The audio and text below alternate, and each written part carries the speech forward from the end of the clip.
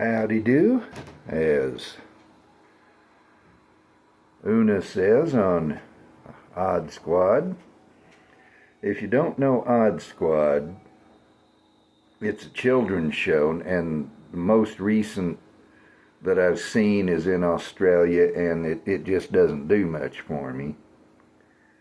But my granddaughter hooked me, or got me into Odd Squad.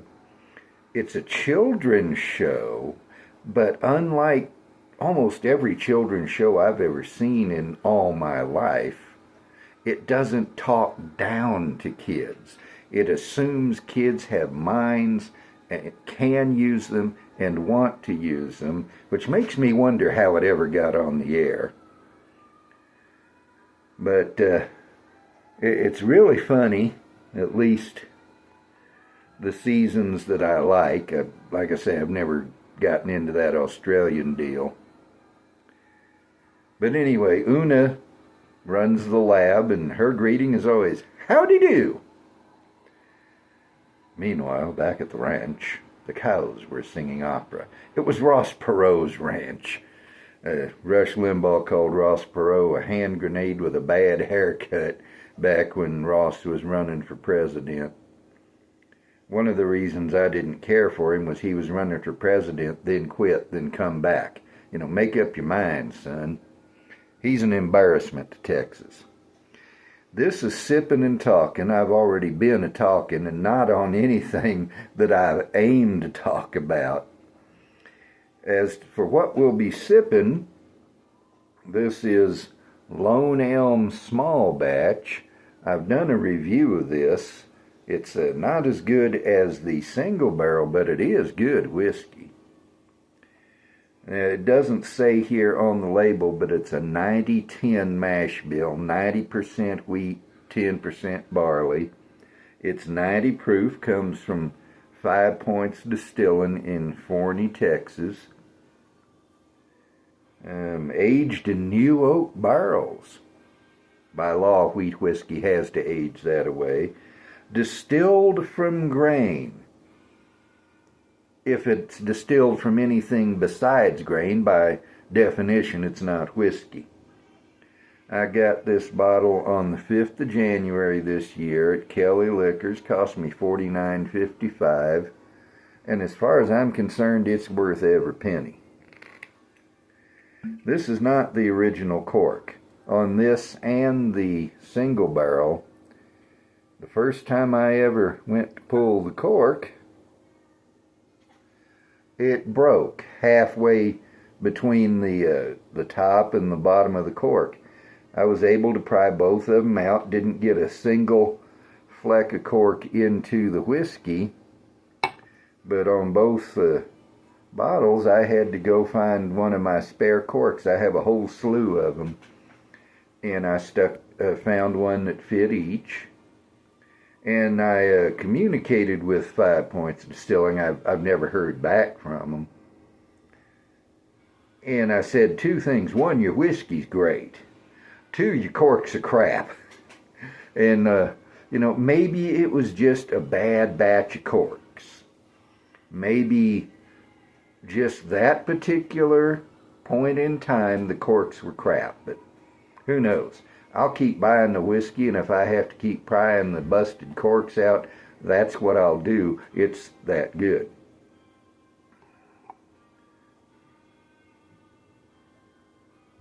Look at this. 90 proof, and it's that dark. Now, it didn't come out of the barrel 90 proof. I guarantee it. For one thing, the minimum entry proof is, I believe it's 110. I know whiskey cannot come off the still at any greater than 160 proof. It cannot go into the barrel at any greater than 125 proof. I said the minimum is, I think, is 110. I'm not sure that that's what I think now that I think about it. But regardless of the entry proof, nobody's putting it in there at 100 proof or lower. It's always 100 something. And the hotter the climate, the more quickly the water evaporates, leaving the alcohol behind, and so the proof goes up over time. And so they tempered it down with water. This is straight whiskey, am I right? I'm right, which means the only possible additive is pure water to bring it down to bottling proof. It looks dark, it smells dark. At 90 proof, this has more density and intensity of aroma than some 100+ proof whiskeys. But earlier I did this and read off information. Let me show it to you. I'm going to move that over there just for now. Hopefully you can see that even if you can't read it. It's in cursive, which in and of itself is a lost art these days. It's in my handwriting, which, if all it took to be a doctor was bad handwriting, I'd have 5 MD degrees. I wish you could smell. I wish I could stick it up here and give you smell-o-vision. This stuff is beautiful. And again, I have come across whiskeys at 100+ proof, 120, 130 proof, that were not this delicious on the nose.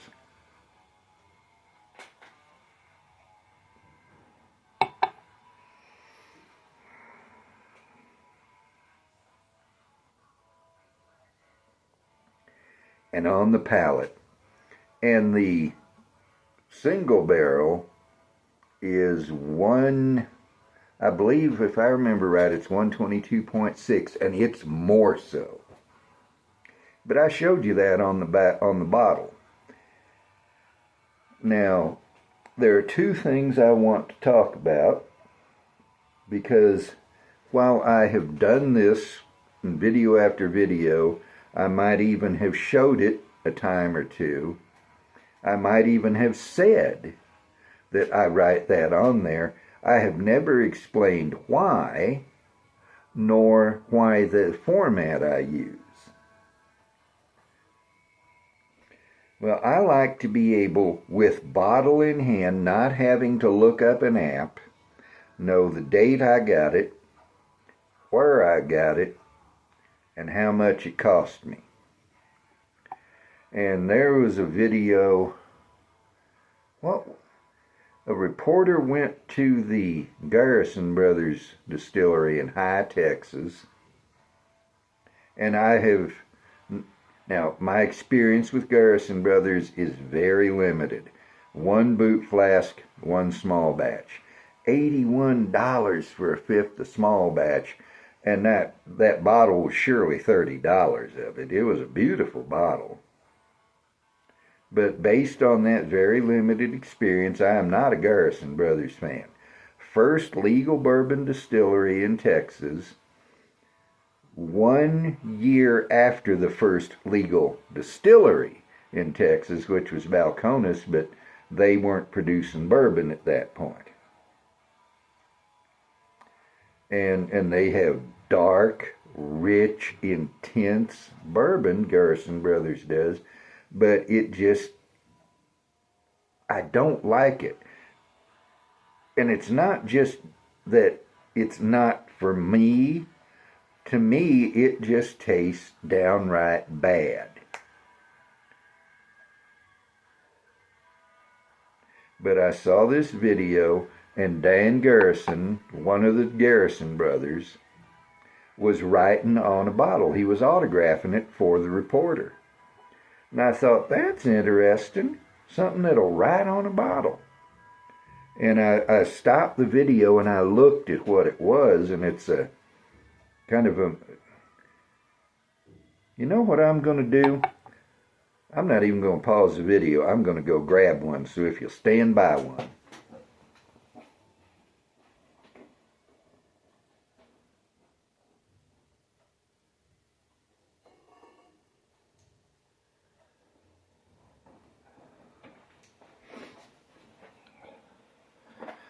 You remember that title card that said thoroughly amateur? Yeah. This is what I'm talking about.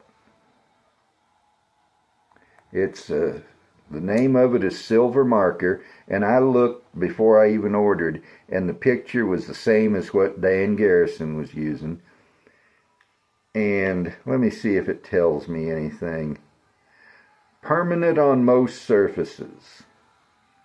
Well, it's sort of permanent on a glass bottle, but over time it will rub off. Okay. I haven't been doing this. It says, shake with the cap facing up. Tap the tip gently 2 or 3 times on scrap paper. Write. Well, I just decap it, uncap it, whatever, and write medium point paint marker. What it does, and you can see the tip here. I got my glasses off so I can't see. I need my glasses to see out at a distance, which the phone is far enough. Without my glasses, let me find something small. You can see that medium point paint marker.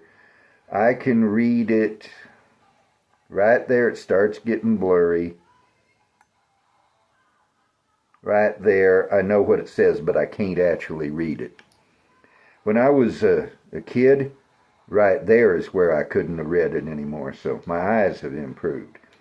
But I saw Dan Garrison using one of these, and I thought, you know, I have a thought. I thought that I had a thought, and I'm not even pretending to give you verbatim what my thoughts were 3 or 4 years ago. The thing is, for years in my books, and no, I'm not going to go get a book and show you. I could, but I won't. On the end paper, or if that's not white, or at least not plain, on the flyleaf, or one of the blank leaves at the beginning, I write the date I got it, how much it cost me, and then I sign it. And that way, I know when I got the book, I know how much it cost me, and it's got my signature, and then in the back, I just initial. And this is not anything anybody ever taught me, and it's not anything anybody else has to do. You can do whatever you please with your books, and I hope you do read actual books. There's nothing like the feel of a physical book in your hand. But if you don't read that way, at least read something. Always read. Samuel Johnson said, and I can't quote it exactly, if a man wishes to be wise, he must love reading. Samuel Johnson was a wise man.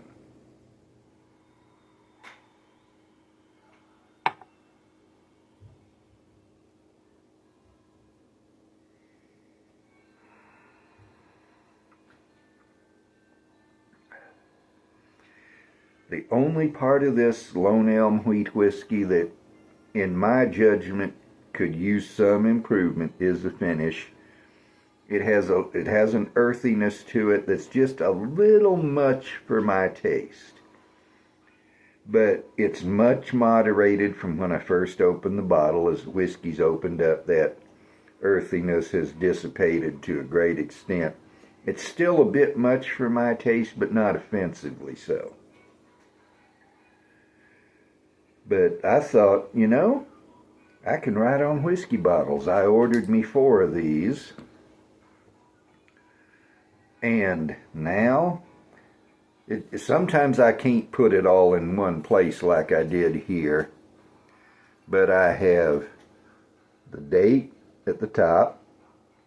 You probably can't read it, but that says Kelly for Kelly Liquors. And I always go to the Mountain Run location.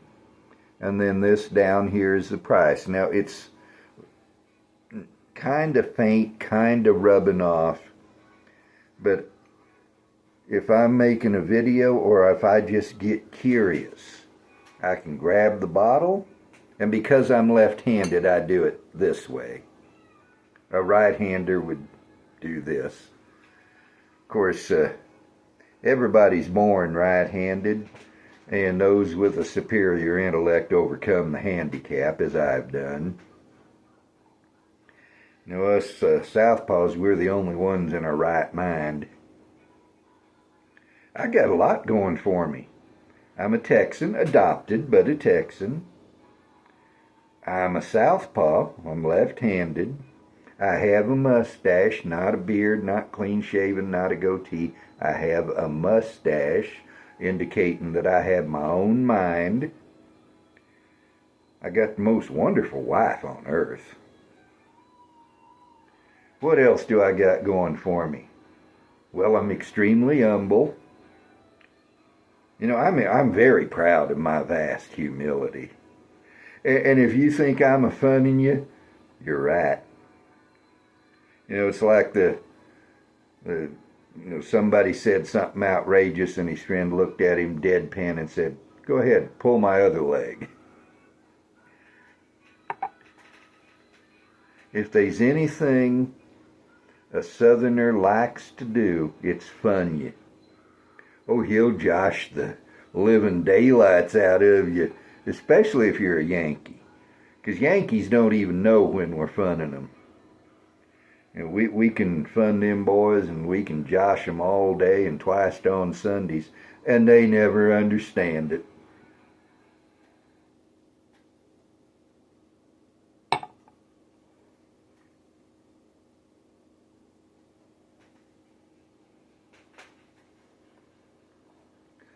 I was checking the time, how long the video is.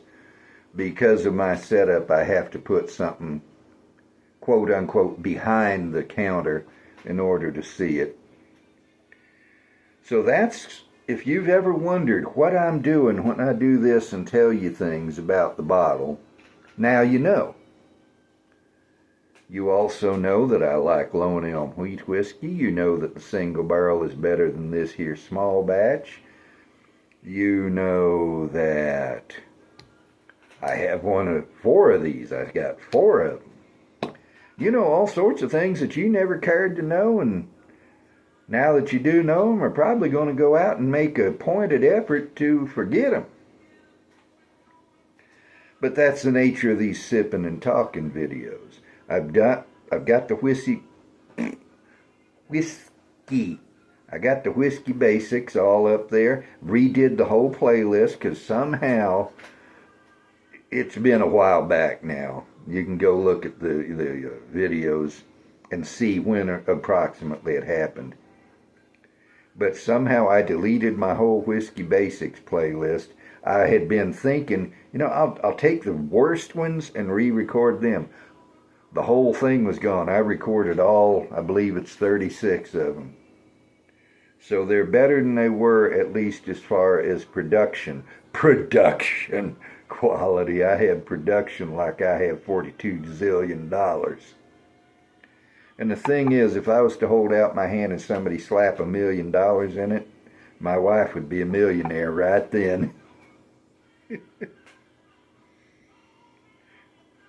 I need to wrap this up, but seriously, my wife is a smart woman, especially when it comes to math. When we first come back to the States from Korea, I went alone and come back married. I kept the checkbook. This was back before everybody had a debit card. There were credit cards. There was Master Charge. I think it was still Master Charge. There was still, I believe it was still Bank Americard. That's Visa and MasterCard now. There were gas station cards, store cards. People would still speak of charge cards. They'd still talk about buying on time. You know, this was back, we come back to the States in December 1979. Almost 50 years ago. And I kept the checkbook. And sure as shooting, about once a month, I would get it out of balance. I'd have to call the bank and get the balance. And my wife said, "Let me do it." And she's been doing it ever since. She never gets the checkbook out of balance. Of course, nowadays you can check your balance online in about 3 seconds. And I bet you there is not a bank in the whole country that still has a number you can call and get the time. I used to do that. If I wanted to set my watch, back when I still wore a watch, I'd call the bank. And there'd be this automatic number that would give the time. And now, my phone does it for me. My computer does it for me. Where was I? Oh, the checkbook. Yeah, she never gets it out of balance.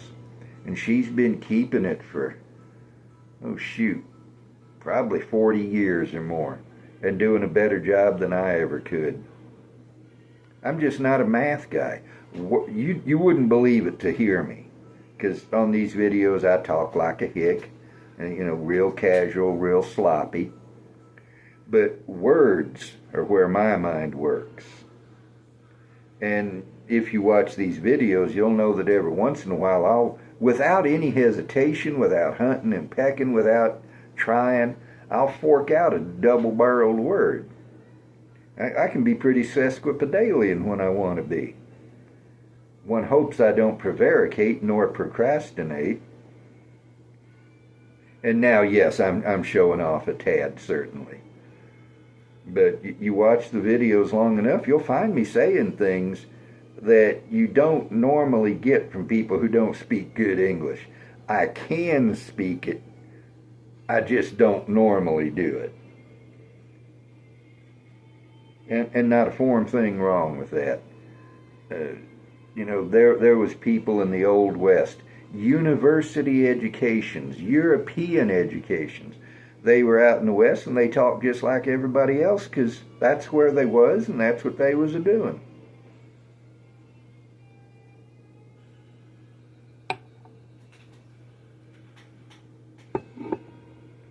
And somehow I chewed up 5 minutes plus without even intending to. So, yeehaw!